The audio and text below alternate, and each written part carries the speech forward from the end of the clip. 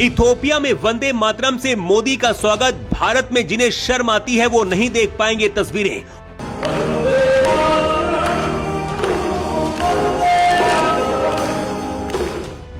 वो देश जिसे अंग्रेज भी नहीं बना पाए, कभी गुलाम कबीलों के इस देश में क्या लेने पहुंचे हैं मोदी? भारत के लिए क्यों इतना जरूरी है ये देश? इथोपिया के साथ मोदी ने कर डाली 5 सबसे बड़ी डीलें। कबीलों के इस देश में जैसे ही मोदी का विमान लैंड हुआ, स्वागत में भारत माता के जयकारे लगने लगे और जब वंदे मातरम शुरू हुआ तो मोदी भी खुद को नहीं रोक पाए। मोदी अपने दोनों हाथ ऊपर करके नाचने लगे। अजीत डोभाल भी तालियां बजाने लगे। भारत में बैठे वो लोग जिन्हें हिंदुस्तान में रहकर वंदे मातरम बोलने में शर्म आती है, वो भी इस रिपोर्ट को नहीं देख पाएंगे और ना ही वो सुन पाएंगे जो आगे हम आपको दिखाने और बताने जा रहे हैं। प्रधानमंत्री मोदी जिस इथोपिया देश पहुंचे हैं, यहाँ के प्रधानमंत्री का नाम है अबी अहमद। नाम में अहमद लगा है लेकिन मुस्लिम धर्म को ये नहीं मानते हैं। भारत और इथोपिया के रिश्ते 2000 साल पुराने हैं।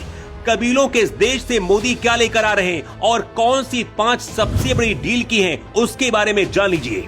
किसी भी देश में जब राष्ट्र अध्यक्ष जाते हैं तो वहां पर स्वागत होना आम बात है, लेकिन मोदी का विमान जब इथोपिया में लैंड हुआ तो इथोपिया के प्रधानमंत्री अबी अहमद मोदी को पिलाने के लिए कॉफी लेकर खड़े थे। दरअसल इथोपिया ही कॉफी का जन्मदाता देश माना जाता है। इसके बाद दुनिया के बाकी देशों तक ये फैली। इसलिए पीएम अबी अहमद ने मोदी का एयरपोर्ट पर कॉफी पिलाकर अलग अंदाज में स्वागत किया। इसके बाद शाम को जब भोजन परोसा गया तो उस दौरान मोदी के लिए खास आयोजन किया गया, जिसमें इथोपियाई लोग वंदे मातरम गाने पर प्रस्तुति दे रहे थे। वंदे मातरम सुनकर मोदी भी खुद को नहीं रोक पाए और अपनी कुर्सी पर बैठे बैठे झूमते हुए तालियां बजाने लगे। मोदी कैसा करते वहां पर मौजूद इथोपिया के प्रधानमंत्री और बाकी लोग भी तालियां बजाते हुए झूमने लगे। मोदी की तस्वीरें देखकर वंदे मातरम से नफरत करने वाले भारत में बैठे लोग भी बर्दाश्त नहीं कर पा रहे हैं।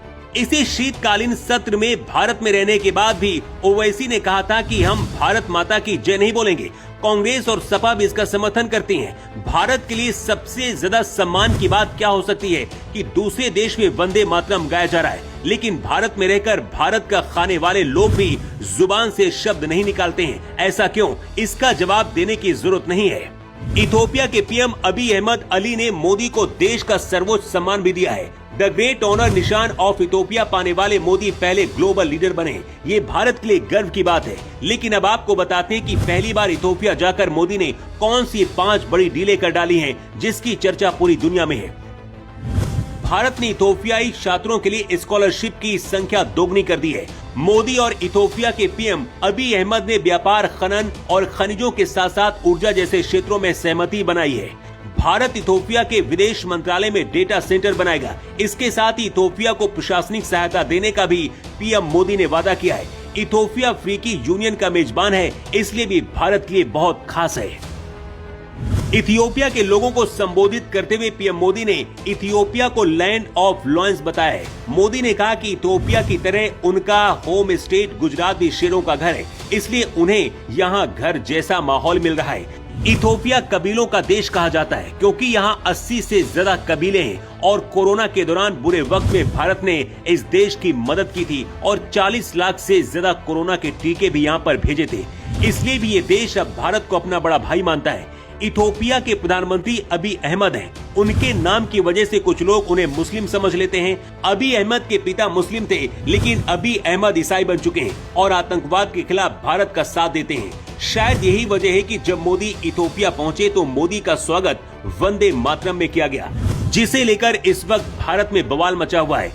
किसी दूसरे देश में वंदे मातरम बजना हर हिंदुस्तानी के लिए गर्व की बात है, लेकिन भारत में जो लोग वंदे मातरम से नफरत करते हैं उन्हें पसंद नहीं आया होगा। ऐसे लोगों के लिए आप क्या कहना चाहेंगे? अपनी राय कमेंट करके आप जरूर दें।